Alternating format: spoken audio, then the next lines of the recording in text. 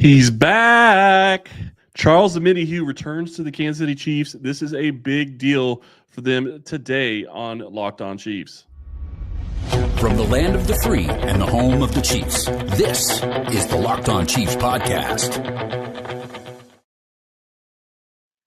Hey, Chiefs Kingdom. Welcome back for another episode of Locked On Chiefs, your daily podcast covering the Kansas City Chiefs, part of the Locked On Podcast Network, your team every single day. Thank you for making Locked On Chiefs your first listen. Don't forget we're free and available on all platforms, including YouTube as well. Go check out another show, whether it's Locked On NFL or maybe it's one of the Locked On AFC West shows. If it's the Locked On Broncos, Locked On Chargers, I know they're really excited about their team this year. Lot to talk about when it comes to the NFL this time of year, getting ready for the NFL draft. And we will be talking a lot more about the NFL draft in the coming weeks. Today's episode is brought to you by Monarch Money. Take control of your finances with Monarch Money. Use code LOCKEDONNFL at monarchmoney.com for 50% off your first year. We're going to be talking about the NFL draft, and we're going to get into that a little bit more next week and the coming week and the weeks to come, talking about what Kansas City is going to do. We're going to look at the draft picks a little bit later in today's show. We're also going to talk about what it means for Charles Omenihu to come back on this defense in the next segment. But we're going to start today with the Chiefs bringing back Charles Omenihu. This is a move I literally was talking about on yesterday's show, thinking that it was one of those deals that this made a lot of sense for both sides. Omenihu wasn't getting a big contract. If he was going to get a big contract, it would have already happened. And at this point, it made a ton of sense for Kansas City to say, look, we would love to have you back in Kansas City.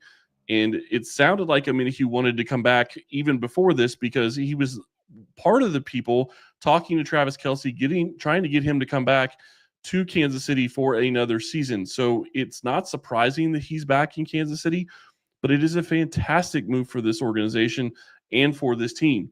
Defensive end is one of the positions that you always need to have a ton of talent at. Kansas City has a good defensive end in George Karlaftis. They have another fine piece in Mike Danna. This gives them another piece to go along with Felix Anudike-Uzomah, who came on a little bit to an extent last year. Not obviously what you want from a former first-round pick, but he is going to be going into year 3. I think he could take a step forward. But Omenihu is back in Kansas City on a one-year deal worth up to, that's the key, up to $7 million. So when I talked about the Chiefs yesterday, we still don't know the cost of Kareem Hunt, Juju Smith-Schuster, Gardner Minshew, and Jerry Tillery. I'm guessing all of those deals together aren't going to take up more than about $1 million, $1.5 million, maybe $2 million tops on the salary cap. And Omenihu is going to be a different deal. What are they going to give him is going to be the question, but it sounds like there is definitely going to be some incentives that are in this deal, and that is really what's going to be key. So it's a question of, okay, what did he get incentive-wise? What is it going to be that he can what is it that he could make on incentives this year? And are they going to be something that he can actually hit, or are they going to be looked at as something that he wouldn't hit? The big key for him, 6 games in 2024, 1 single sack. That is really telling to me. And people are going to look at this and say, 1 sack, why'd you want the guy back? Coming back from an ACL injury, especially for a player of his caliber and his style, it makes a lot of sense that it's going to be year 2 before he's able to get back and fully healthy. This is him betting on himself. This is him saying, okay, I think I can go out and I can do better.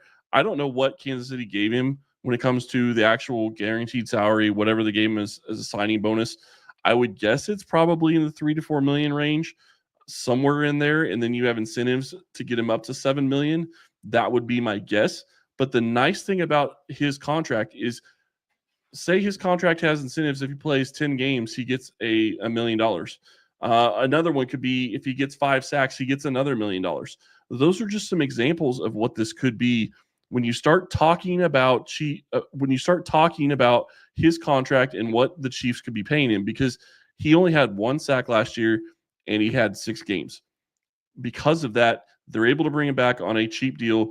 And the incentives that they give him are going to be not likely to be earned, which means they will not affect 2025. They will affect only 2026, more than likely. That's the way I see this deal. This is a fantastic move for Kansas City. It's a great move for Charles. They absolutely needed the pass rush. They got it. This opens up even more for them to do in the NFL draft, which is what we're going to be talking about later in the show in the last segment. But it also gives them a guy that they can pair with George Karlaftis and get after the passer. It also gives them another guy like Karlaftis that can break down inside. And now you have a situation where you have basically 3 defensive ends that will play defensive tackle at times in Karlaftis and Danna and Omenihu. And I think even to an extent, at some points last year, they had FAU playing a defensive tackle. I don't think that's going to happen on a regular basis, but it is interesting because they can move all those guys around, put them in there with Chris Jones, and it gives you a little bit more that you can do at the defensive tackle position. And maybe you don't have to feel like you have to reach for a pass rush at defensive tackle. Yes, you still need it, but it's not something you have to try to reach for, not something that the Chiefs have to go out and absolutely fill in the NFL draft. So this kind of opens up that position a little bit. They still need defensive tackle, but it's not something that where I'm looking at it going, okay, now you're sitting here saying maybe you can do something else with the first pick. Maybe you can do something else with the second round pick, because you're still going to get defensive tackles that can get after the passer in the 3rd round and beyond. And they have 2 third-round picks. We're going to talk a little bit more about their specific draft picks a little bit later. I am excited about this move. I think it's a fantastic move for the Chiefs.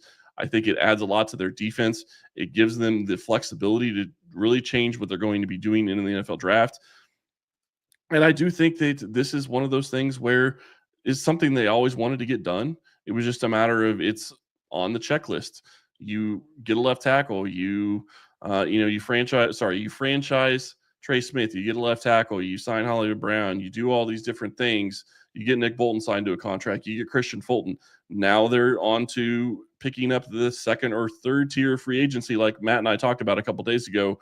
And Omenihu is still sitting out there. They brought him back for a really cheap deal. This is a fantastic move for Kansas City. We're going to talk a little bit more about what it actually means for this defense coming up next. Scaling your business requires the right expertise at the right time. With Upwork, you can find specialized freelancers in marketing, development, design, and more. Experts ready to help you take your business to the next level. Upwork gives businesses flexibility by connecting them with top freelance talent across multiple industries, including IT, AI, web development, and marketing. Whether you need extra hands for a project or a long-term partner, Upwork makes hiring simple and affordable. If you need help with a marketing campaign, Upwork can connect you with a freelance expert who delivers incredible results. Posting a job is free and simple, and within a day, with multiple qualified candidates to choose from. Instead of hiring full-time, Upwork helps find affordable, top-tier freelancers to scale my business more efficiently. Visit Upwork.com right now and post your job for free. That's UPWORK.com, Upwork.com, to connect with top talent and grow your business today. Have you ever checked your bank account and wonder, where did all my money go? Between dining out, online shopping, and entertainment, it's easy to lose track. That's where Monarch Money comes in. Your personal CFO, giving you full visibility and control over your finances. Monarch Money isn't just a budgeting app, it's a complete financial command center. You can track all of your accounts, investments, and spending in one place so you stop just managing your money and start building wealth.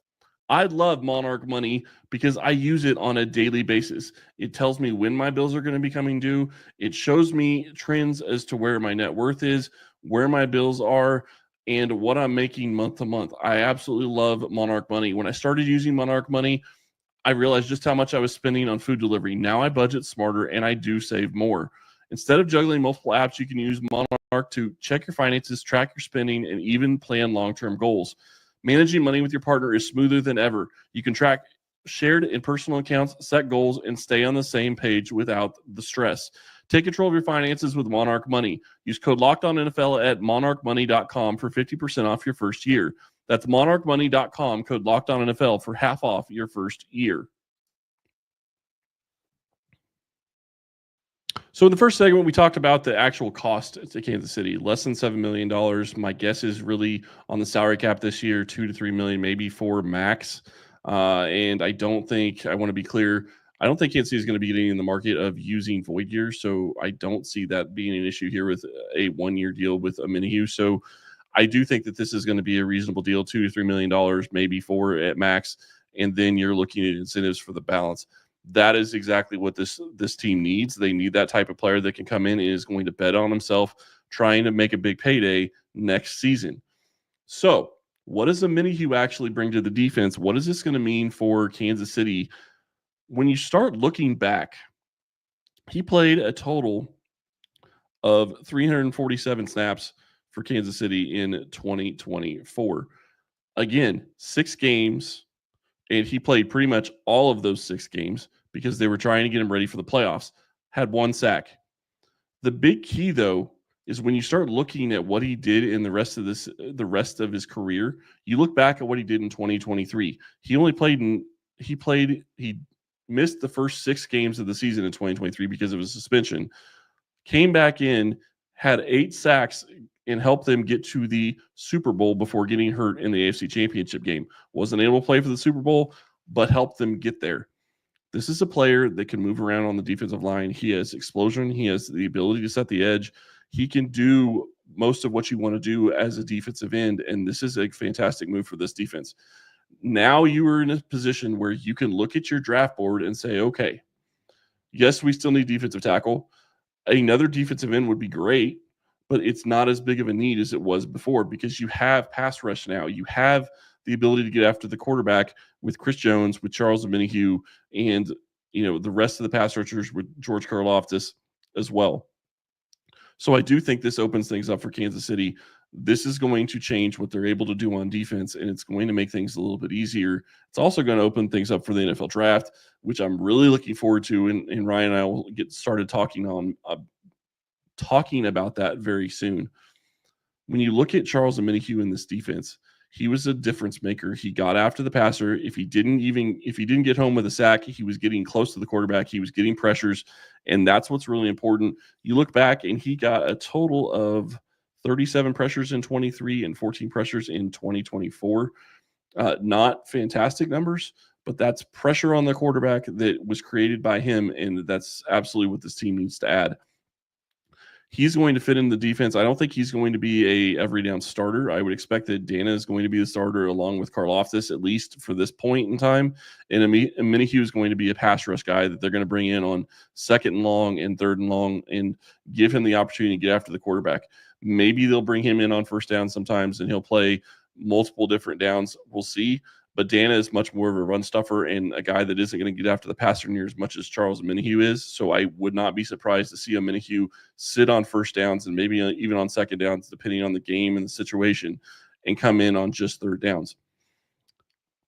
Now you're in a situation where it shifts what Kansas City can do. You have Chris Jones, who plays in and out. You have Charles Omenihu, who plays in and out. George Karlaftis, who plays in and out. I know that Malik Herring isn't a guy that is going to get a ton of love, and that's fine. But he's another guy that can play inside and outside. The Chiefs love versatility with their defensive linemen. It gives them the ability to make offensive lines guess where people are going to be coming from, because you can have 4 guys out there and think, okay, these 2 are going to be your defensive tackles. These 2 are going to be your defensive ends. And it could be completely wrong. You could have your 2 defensive tackles who you think are going to be DTs be defensive ends, and your DNs be D tackles. It just really depends on who's going to be on the field. And this is exactly what this team has been built for. I'm really excited to see what Spagnuolo is able to do with Omenihu in another season. The one thing that we have not seen from Omenihu is we have not seen him in a full season with Kansas City where he's been healthy and he hasn't been suspended. So this is a chance for him to come in right off the bat in September, get after it, and start making money and have a big season for Kansas City, and probably, I would think, get close to at least double-digit sacks, if not a little bit more. I do think he has that ability, especially in Spags' system, where Spags will use him how he is best used. Spags is fantastic, much like Reed to an extent, about putting his players in the best position for them to succeed. And that is exactly what I'm expecting with this signing for Charles Omenihu and Kansas City bringing him back this season. When you look at how this defense is built and how it's been built over the past several seasons, pass rush has been something that they have lacked at times. Omenihu coming back helps that. But the bigger thing is it makes it to where you can now look and say, okay, if we find a defensive tackle, we can take him in the first round. We can take him in the second round. We can take him a little bit later. They still need to fill that position, and you could still be looking at defensive end as well.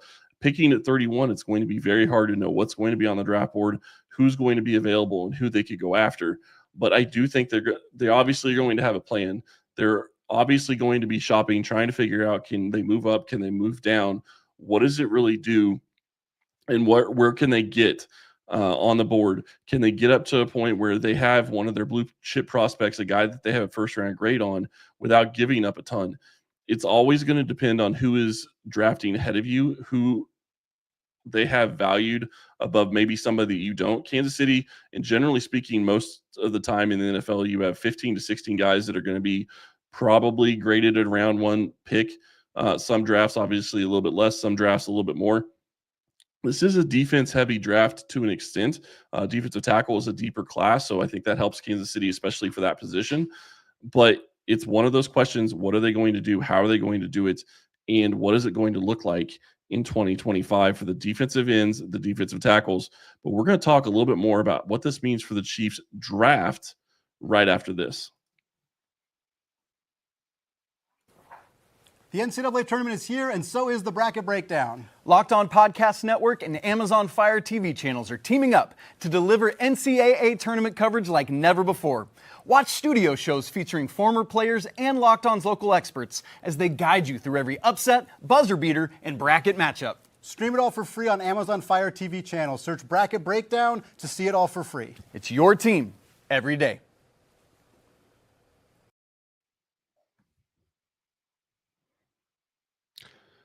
With the Omenihu back, like I said, it opens up everything. The Chiefs can literally look at just about any position. They have already addressed left tackle. Whether or not you believe Jalen Moore can be the starter long-term at left tackle, they at least have an answer for this season. They have a guy that they think can step in and start. They paid him money to come in and play, not to come in and be a backup. So I do think that they're thinking that he can be a starter this season. Now, whether or not he can be a starter in 2025 and 2026 and be an upgrade from what they've had, we'll see. But offensive line looks pretty good. You have a left tackle. You have Trey Smith back. You have Jawan Taylor back. I would imagine that you're going to have Kingsley Suamataia at left guard, and you also have Creed Humphrey. So you have to feel good about that position. Wide receiver has been taken care of at this point. They brought Hollywood Brown back. Rashee Rice will be back at some point in the season. Xavier Worthy is going to be here. And they brought back Juju Smith-Schuster. So you feel pretty good about the top four wide receivers. Can they add more talent? Absolutely. But they still have the ability to feel pretty good about that room with the top four guys. When you start looking at tight end, obviously Travis Kelce, probably his last season. We'll see. But that's a position that maybe you want to start looking at to try to fill if you can find somebody there. Nice thing is they have a guy coming back that most people have forgotten about in Jared Wiley because he got injured last year. That'll be a key piece. We'll see how that ends up going. But you have to think that even after adding Elijah Mitchell at running back and adding a guy like Gardner Minshew at backup quarterback, the offense looks pretty, I'm not going to say set in stone, but they at least have a good portion of all their starters and at least key backups for most positions. And you have to feel pretty good about where they are. So they don't have a glaring need on the offensive side. Do they have needs? Yes. Glaring, not so much. Defense, it's a little bit different. You got to feel good about corner. They did sign another corner who is a guy that is basically a special teams guy this year, or special teams player. So he's not going to be a guy that's going to step in and probably be a starter, but it is going to be somebody that they can bring in and have as another special teamer. So I do think that that's going to be something that is good for this team. Now you're looking at, safety is another position that they've already pretty much they've addressed in the draft the last several seasons. They have three guys there that they've drafted. We'll see if they decide that they want to go that direction. Defensive end, they brought back Charles Omenihu. Now you have Omenihu, Danna, and Karlaftis. That's a pretty decent rotation. It's not fantastic, but it's at least passable for what they have right now. Defensive tackle is obviously going to be the issue. Linebacker, they brought back Nick Bolton, so they're probably pretty good there. They could use, a good backup linebacker, but you have to feel good about the top three that they have. So defensively, you're looking pretty good outside defensive tackle. defensive tackle is definitely a position that they definitely are still going to need to try to address in the NFL draft. What are they going to be able to do? What are they going to be able to bring in for the NFL draft? I do think that when you start looking at the draft picks that they have the 31st pick in the first round, obviously. They have the second pick in the the 63rd pick in the second round, pick number 63. It's the next to last pick in the second round, which they'll also have the next to last pick in every single round, except 5 and 6, as they don't have 5th and 6th round picks this year. They have a number 66, which is a big key. That is number 2, the second pick of the third round. They have pick number 66. They got that from Tennessee. That's a big pick to have. So they pick at 63, then they pick again at 66, then they pick at 95, which is their third round pick, the next to last pick in the third round before you start getting into supplemental picks. Fourth round, they pick at 133, and then they have 3 7th round picks, 226, 251, and 257. Those are the picks that Kansas City has. Now, do I think that they're going to draft 3 guys in the 7th round? Probably not. I don't think that they have the space on the roster for 3 guys in the 7th round. So to me, I'm guessing that what they will be looking at is they will be trading around whether or not it's going to end up being specifically those picks that they get traded, or it's something else and they still pick at those positions. That's possible. But I do think that when you look at the Chiefs having 8 picks, the more likely scenario is that they're going to only have 6 or 7 picks this season, and maybe even less than that, depending on what is available and whether they need to get to. It's also possible they make a trade where they trade out and they get a pick back for next year. That's something to watch as well. I do think that Kansas City is going to try to continue to focus on specific positions in the early rounds. Defensive tackle makes a lot of sense, and this is going to be more of the premium type of positions that I think they're going to focus on in the first round. Probably the first 4 picks would be my guess that they're going to be focusing on more premium positions. Defensive tackles become a premium position when you're starting to talk about pass rush defensive tackle. So it would not shock me to add that type of pass rusher to this roster. I would be a little surprised about taking a defensive end in the first 3 rounds, unless somebody falls to them that they're not expecting. Not going to be upset about it because they always need pass rush. So I still think it'd be a good move. But that one would be a little bit more surprising to me. Corner would be another one where I'd be a little bit surprised, just because at this point you have Trent McDuffie, you have Jalen Watson, and you have Christian Fulton. I think that you have to feel pretty good about the corner group. And I know that you are losing one of those guys next year, but I still think you feel pretty good about it. Unless somebody falls, maybe then they look at the corner group. But they do have a lot of players at that position right now. So to me, when you start looking at the first 4 picks, you're looking more than likely going to be maybe a defensive tackle, a specific defensive tackle that is going to be able to get after the passer. I don't think that they're going to be looking at a run stuffer in the first 3 rounds. Maybe I'm wrong on that, but it would not surprise me to see them try to go get a legitimate defensive tackle to put next to Chris Jones and give them some interior beef and interior pass rush. That would be something that I would expect them to do. Left tackle is another position that I would expect that they could look at in the first 3 rounds. I'm not going to expect that they're going to go trade up. Maybe they do. Maybe they fall in love with somebody and they feel like that is going to be their guy for the next 10 years and he can sit for a season behind Jalen Moore, or maybe sit the first couple of weeks behind Jalen Moore and then come in and start. There is no problem in my mind. I wouldn't be happy about it, but I wouldn't be upset about it if Jalen Moore ends up being a starter for maybe the first 4 or 5 games and the Chiefs draft a left tackle that takes over midseason. I'm not going to be upset about that, because you could never have too many good offensive linemen in this day and age in the NFL.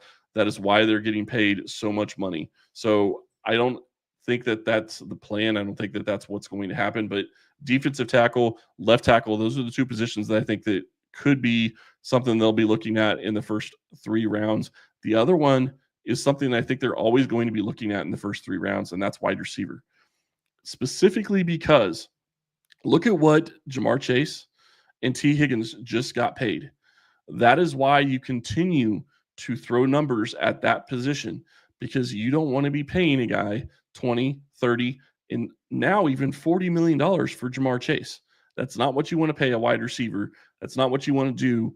And is it possible that the Chiefs pay a $20 million receiver in the future? I would say it's possible. Is it probable? I would say probably not.